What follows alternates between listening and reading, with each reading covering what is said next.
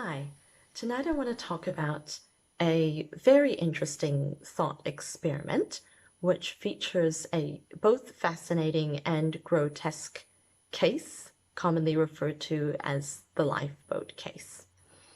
In 1884, a group of sailors stranded in a lifeboat drifted about 1,000 miles from any land in the Atlantic Ocean. At first, they consumed canned turnips and they even caught a sea turtle. But coming up to day 19, they hadn't eaten for around 8 days. And this is when consideration began to be made as to whether or not the crew might engage in cannibalism. Now, the cabin boy was quite sick at this point. He fell ill after consuming seawater, and in the eyes of the crew, it looked like he wouldn't survive much longer.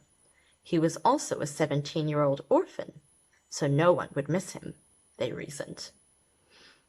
So finally, it was decided that the life of the cabin boy could be taken in order to save the lives of the 3 remaining sailors, in the hope that they would eventually be rescued.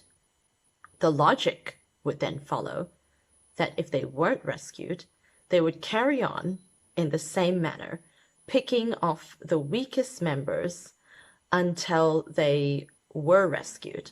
So whoever survived longest, they would possibly be able to make it back to safety, having survived off eating the flesh of their fellow crew member.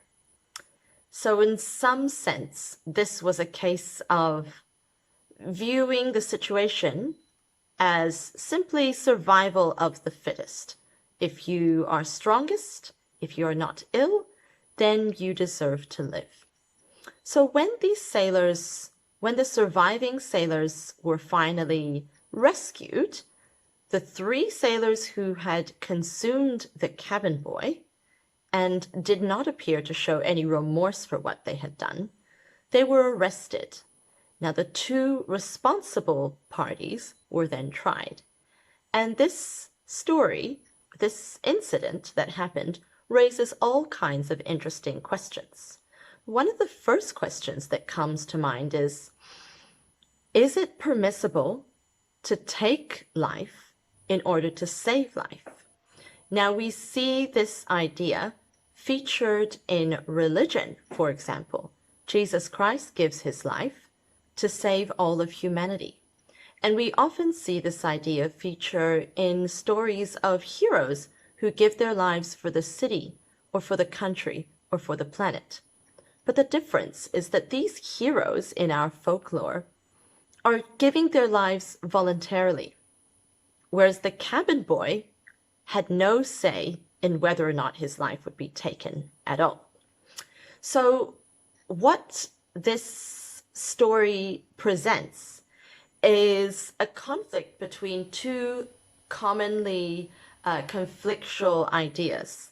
One is consequentialist moral theory, and the other is categorical moral theory. So consequentialist moral ethics says that the end result is the most important thing to think about. How you get there, well, it can have its twists and turns. But the main thing is that if in the end we've saved the most lives, we've made the most people happy, what does it matter if 1 or 2 people perish along the way? Categorical ethics says that right is right and wrong is wrong. Some things cannot be explained away or justified. I tend to stand with that camp in this case.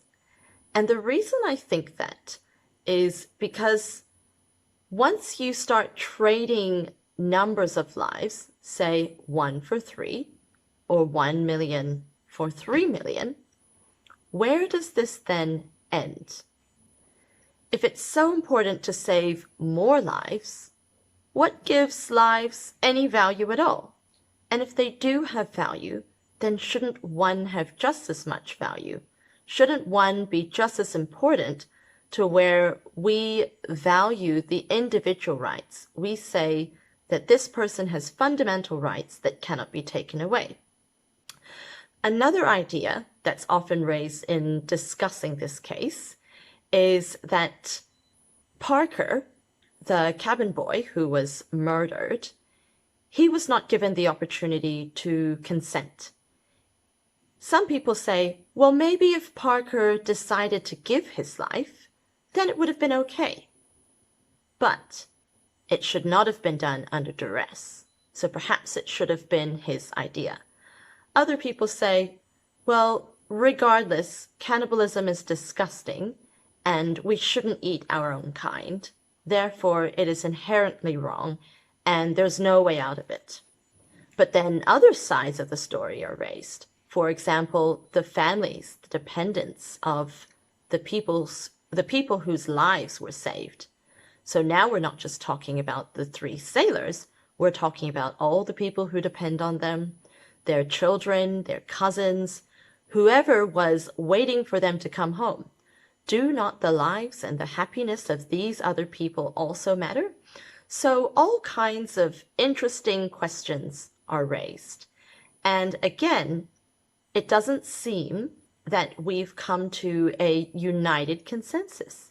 You'll have very well-meaning folks on either side.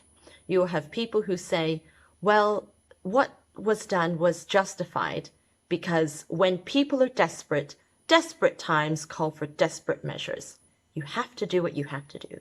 You have to do what you have to do to get by.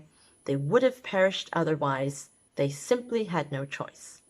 Now, if we carried through with that logic, then we might say, well, sometimes murder is okay. Sometimes any kind of crime might be okay.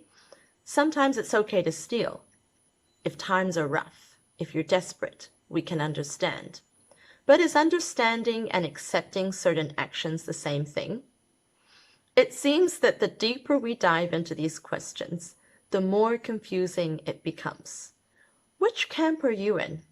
Or do you view things not so black and white, but perhaps a little gray?